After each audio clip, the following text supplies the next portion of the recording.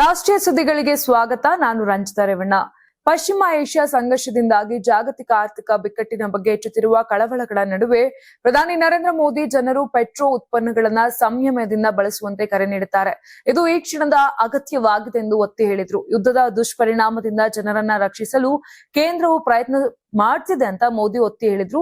ಮತ್ತು ಸವಾಲುಗಳನ್ನು ಎದುರಿಸಲು ಮತ್ತು ದೇಶಕ್ಕೆ ಸಹಾಯ ಮಾಡಲು ನಾಗರಿಕರು ಕ್ರಮ ಕೈಗೊಳ್ಳಬೇಕೆಂದು ಕರೆ ನೀಡಿದ್ರು. ಹೈದರಾಬಾದ್ನಲ್ಲಿ ನಡೆದ ತೆಲಂಗಾಣ ಬಿಜೆಪಿ ಕಾರ್ಯಕ್ರಮದಲ್ಲಿ ಮಾತನಾಡಿದ ಮೋದಿ, ನಾವು ಆಮದು ಮಾಡಿಕೊಂಡ ಪೆಟ್ರೋ ಉತ್ಪನ್ನಗಳನ್ನು ಅಗತ್ಯಕ್ಕೆ ತಕ್ಕಂತೆ ಮಾತ್ರ ಬಳಸಬೇಕಾಗಿದೆ. ನಗರಗಳಲ್ಲಿ ಮೆಟ್ರೋ ರೈಲು ಸೇವೆಗಳನ್ನ ಬಳಸುವುದು, ಕಾರ್ ಪೋಲಿಂಗ್, ಇವಿಗಳ ಗರಿಷ್ಠ ಬಳಕೆ, ಪಾರ್ಸಲ್ಗಳನ್ನ ಕಳುಹಿಸಲು ರೈಲ್ವೆ ಸೇವೆಗಳನ್ನ ಬಳಸುವಂತದ್ದು, ವರ್ಕ್ ಫ್ರಮ್ ಹೋಮ್, ಇದು ವಿದೇಶಿ ವಿನಿಮಯವನ್ನ ಉಳಿಸುವುದಲ್ಲದೆ ಯುದ್ಧದ ಪ್ರತಿಕೂಲ ಪರಿಣಾಮವನ್ನ ಕಡಿಮೆ ಮಾಡುತ್ತದೆ ಎಂದು ಹೇಳಿದ್ರು. ಯುದ್ಧದಿಂದಾಗಿ ಪೆಟ್ರೋಲ್ ಮತ್ತು ರಸಗೊಬ್ಬರಗಳ ಬೆಲೆಗಳು ಬಹಳಷ್ಟು ಹೆಚ್ಚಾಗಿವೆ ಎಂದು ಹೇಳಿದಂತ ಅವರು, ನಾವು ಕೊರೋನಾ ಸಮಯದಲ್ಲಿ ಮನೆಯಿಂದ ಕೆಲಸ, ವರ್ಚುವಲ್ ಸಭೆಗಳು, ವಿಡಿಯೋ ಕಾನ್ಫರೆನ್ಸಿಂಗ್ ಮತ್ತು ಇತರ ಹಲವು ವಿಧಾನಗಳನ್ನ ಅಳವಡಿಸಿಕೊಂಡಿದ್ದೇವೆ. ನಾವು ಅದಕ್ಕೆ ಒಗ್ಗಿಕೊಂಡಿದ್ದೇವೆ. ಆ ವಿಧಾನಗಳನ್ನ ಪುನರಾರಂಭಿಸುವುದು ಇಂದಿನ ಅಗತ್ಯವಾಗಿದೆ ಎಂದು ತಿಳಿಸಿದ್ದಾರೆ. ಮಧ್ಯಪ್ರಾಚ್ಯದಲ್ಲಿ ಉದ್ವಿಗ್ನತೆ ಹೆಚ್ಚುತ್ತಿರುವ ಸಂದರ್ಭದಲ್ಲಿ ತೈಲ, ಅನಿಲ ಮತ್ತು ಚಿನ್ನದಂತಹ ಸರಕುಗಳನ್ನ ಜಾಣ್ಮೆಯಿಂದ ಬಳಸಿ ಸಂಯಮದಿಂದ ವರ್ತಿಸುವಂತೆ ಪ್ರಧಾನಮಂತ್ರಿ ನರೇಂದ್ರ ಮೋದಿ ಜನತೆಗೆ ಮನವಿ ಮಾಡಿದ್ದರು. ಪೆಟ್ರೋಲ್, ಡೀಸೆಲ್ ಬಳಕೆ ಕಡಿಮೆ ಮಾಡಿ, ಚಿನ್ನ ಖರೀದಿ ನಿಲ್ಲಿಸಿ, ವಿದೇಶಿ ಪ್ರವಾಸ ನಿಲ್ಲಿಸಿ ಅಂತ ಮೋದಿ ಮನವಿ ಮಾಡಿದ್ರು. ಈ ಮನವಿಯನ್ನ ಕಾಂಗ್ರೆಸ್ ನಾಯಕ ಮತ್ತು ಲೋಕಸಭೆಯ ವಿರೋಧ ಪಕ್ಷದ ನಾಯಕ ರಾಹುಲ್ ಗಾಂಧಿ ತೀವ್ರವಾಗಿ ಟೀಕಿಸಿದ್ದಾರೆ. ಪ್ರಧಾನಿ ಮೋದಿಯ ಮನವಿಯನ್ನ ಟೀಕಿಸಿದ ರಾಹುಲ್ ಗಾಂಧಿ, ದೇಶ ಕಳೆದ 12 ವರ್ಷಗಳಲ್ಲಿ ಜನರಿಗೆ ಏನು ಖರೀದಿಸಬೇಕು, ಏನು ಖರೀದಿಸಬಾರದು, ಎಲ್ಲಿಗೆ ಹೋಗಬೇಕು, ಎಲ್ಲಿಗೆ ಹೋಗಬಾರದು ಎಂದು ಹೇಳುವ ಮಟ್ಟಕ್ಕೆ ಇಳಿದಿದೆ. ಇದು ಸರ್ಕಾರದ ನೀತಿಗಳ ವೈಫಲ್ಯದ ಸ್ಪಷ್ಟ ಸಾಕ್ಷಿ ಅಂತ ಗುಡುಗಿದ್ದಾರೆ. ಪಶ್ಚಿಮ ಏಷ್ಯಾ ಬಿಕ್ಕಟ್ಟಿನ ಮಧ್ಯೆ ವಿದೇಶಿ ವಿನಿಮಯವನ್ನ ಉಳಿಸಲು ಪ್ರಧಾನಿ ನರೇಂದ್ರ ಮೋದಿಯವರು ಚಿನ್ನ ಖರೀದಿ ಮತ್ತು ವಿದೇಶಿ ಪ್ರಯಾಣವನ್ನ 1 ವರ್ಷದವರೆಗೆ ಮುಂದೂಡಬೇಕೆಂದು ಕರೆ ನೀಡಿದ ನಂತರ ಚಿನ್ನ ಖರೀದಿಯಲ್ಲಿ ಇಳಿಕೆ ಕಂಡಿದೆ. ಜೊತೆಗೆ ಷೇರು ಮಾರುಕಟ್ಟೆಯಲ್ಲಿನ ಚಿನ್ನದ ಷೇರುಗಳು ಇಂದು ಕುಸಿದಿದ್ದು ಮಾರುಕಟ್ಟೆಯು ಏರುಪೇರಾಗಿದೆ. ಇನ್ನು sky gold and diamonds limited ಶೇಕಡ 12.24% ಕುಸಿದ್ರೆ, ಸೆನ್ಕೋ ಗೋಲ್ಡ್ ಶೇಕಡ 11% ಇಳಿದಿದೆ. ಕಲ್ಯಾಣ್ ಜ್ಯುವೆಲರ್ಸ್ ಶೇಕಡ 9.99%, ತಂಗಮಯಿಲ್ ಜ್ಯುವೆಲರಿ ಶೇಕಡ 9.79%, ಟೈಟಾನ್ ಕಂಪನಿ ಶೇಕಡ 8%, ತ್ರಿಭುವನದಸ್ ಭೀಮ್ಜಿ ಜ್ಯುವೆಲರ್ಸ್ ಶೇಕಡ 6.83% ಮತ್ತು ಪಿಸಿ ಜ್ಯುವೆಲರ್ಸ್ ಶೇಕಡ 5.67% ಕುಸಿತ ಕಂಡು ನಷ್ಟ ಅನುಭವಿಸಿದೆ. ಪ್ರಧಾನಿ ಹೇಳಿಕೆಯು ಚಿನ್ನದ ಆಭರಣಗಳ ಖರೀದಿ ಮತ್ತು ಷೇರು ಮಾರುಕಟ್ಟೆಯ ಮೇಲೆ ಪರಿಣಾಮ ಬೀರುವ ಸಾಧ್ಯತೆ ಹೆಚ್ಚಿದ್ದು, ವಿಶೇಷವಾಗಿ ಆಭರಣಗಳ ಬೇಡಿಕೆ, ಬೆಳ್ಳಿ ಮತ್ತು ಆಭರಣಕ್ಕೆ ಸಂಬಂಧಿತ ವ್ಯವಹಾರಗಳಲ್ಲಿ ಕುಸಿತ ಉಂಟು ಮಾಡಬಹುದು ಎಂದು ತಜ್ಞರು ಅಂದಾಜಿಸಿದ್ದಾರೆ. ಗುಜರಾತ್ನ ಗಿರ್ ಸೋಮನಾಥ ಜಿಲ್ಲೆಯಲ್ಲಿ ಇಂದು ನಡೆದ ಐತಿಹಾಸಿಕ ಸೋಮನಾಥ ದೇವಾಲಯದ ಪುನರ್ ನಿರ್ಮಾಣದ 75ನೇ ವರ್ಷದ ಅಮೃತ ಮಹೋತ್ಸವದಲ್ಲಿ ಪ್ರಧಾನಿ ನರೇಂದ್ರ ಮೋದಿ ಪಾಲ್ಗೊಂಡರು. ಈ ಸಂದರ್ಭದಲ್ಲಿ ದೇಶದ ಜನತೆಯನ್ನ ಉದ್ದೇಶಿಸಿ ಮಾತನಾಡಿದ ಅವರು, ಜಗತ್ತಿನ ಯಾವುದೇ ಶಕ್ತಿ ಭಾರತವನ್ನು ತಲೆಬಾಗಿಸಲು ಅಥವಾ ಹತ್ತಿಕ್ಕಲು ಸಾಧ್ಯವಿಲ್ಲ. ರಾಷ್ಟ್ರದ ಹಿತಾಸಕ್ತಿ ಸರ್ವೋಚ್ಚವಾಗಿದ್ದಾಗ ಯಾವುದೇ ಒತ್ತಡವು ನಮ್ಮ ಸಂಕಲ್ಪವನ್ನು ಅಲುಗಾಡಿಸಲು ಸಾಧ್ಯವಿಲ್ಲ ಎಂದು ಬಲವಾದ ಸಂದೇಶ ರವಾನಿಸಿದ್ರು. ಮೇ 11 ಮತ್ತು ಮೇ 13ರಂದು ನಡೆದ ಭಾರತದ ಪರಮಾಣು ಪರೀಕ್ಷೆಗಳನ್ನ ಸ್ಮರಿಸಿದ ಪ್ರಧಾನಿ, ಅಟಲ್ ಬಿಹಾರಿ ವಾಜಪೇಯಿ ಅವರ ನಾಯಕತ್ವದಲ್ಲಿ ಜಾಗತಿಕ ಒತ್ತಡದ ನಡುವೆಯೂ ಭಾರತ ಹೇಗೆ ದುಡುವಾಗಿ ನಿಂತಿತ್ತು ಎಂಬುದನ್ನ ಮೆಲುಕು ಹಾಕಿದರು. ಸೋಮನಾಥ ಅಮೃತ ಪರ್ವವು ಕೇವಲ ಗತಕಾಲದ ಉತ್ಸವವಲ್ಲ, ಇದು ಮುಂದಿನ 1000 ವರ್ಷಗಳವರೆಗೆ ಭಾರತಕ್ಕೆ ಸ್ಫೂರ್ತಿ ನೀಡಲಿದೆ ಎಂದು ಅವರು ಬಣ್ಣಿಸಿದರು. 1951ರಲ್ಲಿ ಅಂದಿನ ರಾಷ್ಟ್ರಪತಿ ಡಾಕ್ಟರ್ ರಾಜೇಂದ್ರ ಪ್ರಸಾದ್ ಅವರು ಈ ದೇವಾಲಯವನ್ನು ಲೋಕಾರ್ಪಣೆ ಮಾಡಿದ್ದನ್ನ ಈ ಮಹತ್ವವು ಸ್ಮರಿಸುತ್ತದೆ ಎಂದು ಹೇಳಿದರು. ಪಶ್ಚಿಮ ಬಂಗಾಳದ ನೂತನ ಮುಖ್ಯಮಂತ್ರಿ ಸುವೇಂದು ಅಧಿಕಾರಿ ಅಧಿಕಾರ ಸ್ವೀಕರಿಸಿದ ಬೆನ್ನಲ್ಲೇ ಮಹತ್ವದ ನಿರ್ಧಾರಗಳನ್ನು ತೆಗೆದುಕೊಂಡಿದ್ದಾರೆ. ತಮ್ಮ ಮೊದಲ ಸಚಿವ ಸಂಪುಟ ಸಭೆಯಲ್ಲೇ ಭಾರತ ಬಾಂಗ್ಲಾದೇಶ ಗಡಿಯಲ್ಲಿ ಬಾಕಿ ಉಳಿದಿರುವ ಬೇಲಿ ನಿರ್ಮಾಣಕ್ಕಾಗಿ ಅಗತ್ಯ ಭೂಮಿಯನ್ನು 45 ದಿನಗಳ ಒಳಗೆ ಗಡಿ ಭದ್ರತಾ ಪಡೆಗೆ ಹಸ್ತಾಂತರಿಸಲು ಸರ್ಕಾರ ತೀರ್ಮಾನಿಸಿದೆ.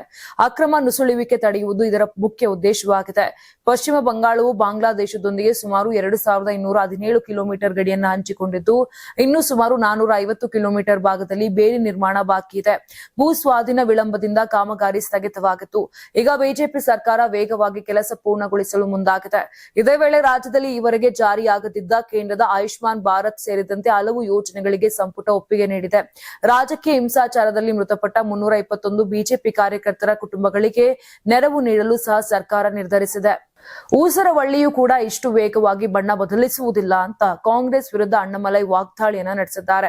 ಇನ್ನು ಸ್ಟ್ಯಾನ್ಫೋರ್ಡ್ ಇನ್ನು ಸ್ಟ್ಯಾನ್ಫೋರ್ಡ್ ವಿಶ್ವವಿದ್ಯಾಲಯದಲ್ಲಿ ನಡೆದಂತಹ ಸಂವಾದ ಕಾರ್ಯಕ್ರಮವೊಂದರಲ್ಲಿ ತಮಿಳುನಾಡು ಬಿಜೆಪಿ ರಾಜ್ಯಾಧ್ಯಕ್ಷ ಕೆ ಅಣ್ಣಾಮಲೈ ಅವರು ಕಾಂಗ್ರೆಸ್ ಪಕ್ಷವನ್ನ ಊಸರವಳ್ಳಿಗೆ ಹೋಲಿಸಿ ವಾಗ್ದಾಳಿ ನಡೆಸಿದ್ದಾರೆ. ವಿಶೇಷ ಅಂದ್ರೆ ಕಾಂಗ್ರೆಸ್ ಸಂಸದ ಶಶಿ ತರೂರ್ ಅವರ ಸಮ್ಮುಖದಲ್ಲಿ ಅಣ್ಣಾಮಲೈ ಈ ಟೀಕೆಯನ್ನ ಮಾಡಿದ್ದಾರೆ. ತಮಿಳುನಾಡಿನಲ್ಲಿ ಕಾಂಗ್ರೆಸ್ ಪಕ್ಷವು ಡಿಎಂಕೆ ಭಾಷೆಯನ್ನೇ ಇಷ್ಟು ವರ್ಷ ಬಳಸುತ್ತಿತ್ತು. ಆದರೆ ಈಗ ರಾತ್ರೋರಾತ್ರಿ ನಟ ವಿಜಯ್ ಅವರ ಪಕ್ಷದತ್ತ ಒಲವು ತೋರುತ್ತಿದೆ. ಈ ಬದಲಾವಣೆಯನ್ನ ಕಂಡು ಊಸರವಳ್ಳಿಯೂ ಕೂಡ ಇಷ್ಟು ವೇಗವಾಗಿ ಬಣ್ಣ ಬದಲಾಯಿಸುವುದಿಲ್ಲ ಅಂತ ಅಣ್ಣಾಮಲೈ ಲೇವಡಿ ಮಾಡಿದ್ದಾರೆ. ಇನ್ನು ಕಾಂಗ್ರೆಸ್ ಸ್ವತಂತ್ರ ಅಸ್ತಿತ್ವವನ್ನ ಕಳೆದುಕೊಂಡಿದ್ದು ಅಧಿಕಾರದಲ್ಲಿರುವ ಪ್ರಾದೇಶಿಕ ಪಕ್ಷಗಳ ಮೇಲೆ ಸವಾರಿಯನ್ನ ಮಾಡುತ್ತಾ ತನ್ನ ನಿಲುವನ್ನ ಬದಲಾಯಿಸಿಕೊಳ್ಳುತ್ತಿದೆ ಎಂದು ಅವರು ಟೀಕಿಸಿದ್ದಾರೆ.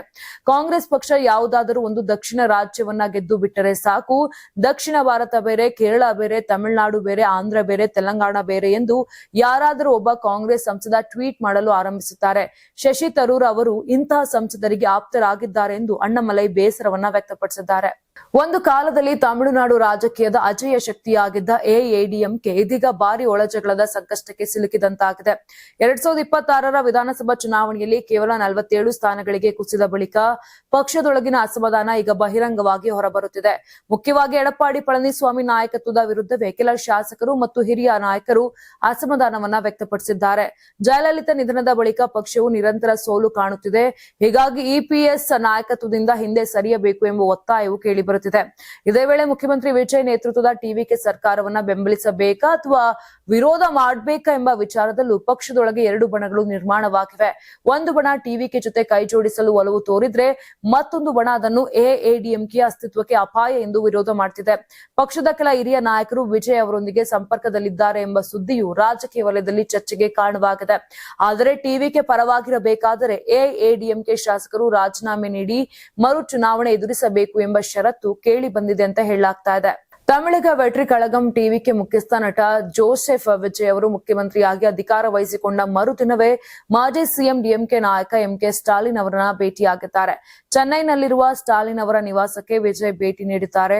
ಉಭಯ ನಾಯಕರು ಕೆಲ ಕಾಲ ಮಾತುಕತೆ ನಡೆಸಿದ್ದಾರೆ ಎಂದು ವರದಿಯಾಗಿದೆ.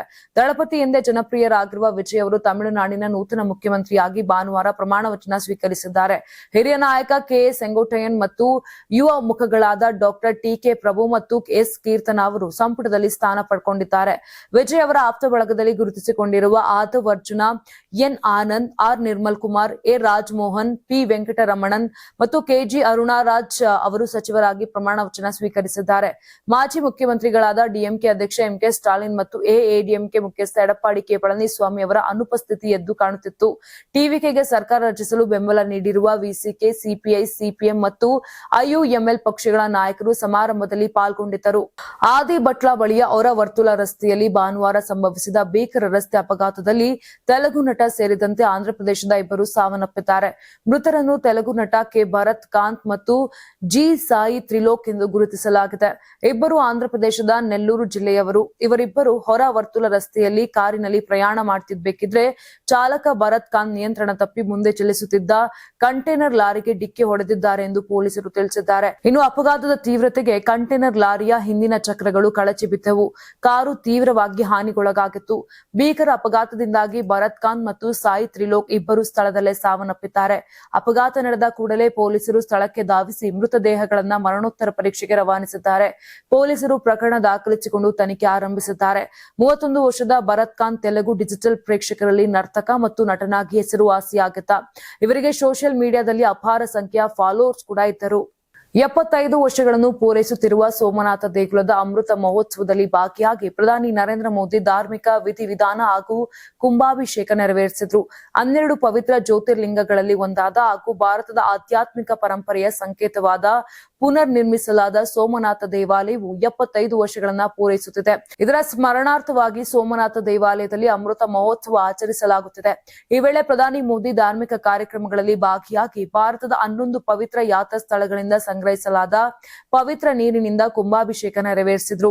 ವಿಶೇಷ ಪೂಜೆ ಬಳಿಕ ಅದ್ದೂರಿ ಆಚರಣೆಯ ಭಾಗವಾಗಿ ಭಾರತೀಯ ವಾಯುಪಡೆಯ ಹೆಸರಾಂತ ಸೂರ್ಯ ಕಿರಣ್ ಏರೋಬ್ಯಾಟಿಕ್ ತಂಡವು ನೀಡಿದ ಅದ್ಭುತವಾದ ವೈಮಾನಿಕ ಪ್ರದರ್ಶನವನ್ನ ಪ್ರಧಾನಿ ಮೋದಿ ವೀಕ್ಷಿಸಿದ್ರು.